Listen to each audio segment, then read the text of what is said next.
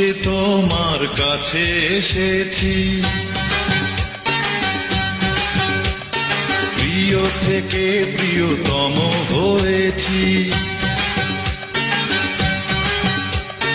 এই তো আমার ছিল মনেরই আশা, পেয়েছি তোমার ভালোবাসা।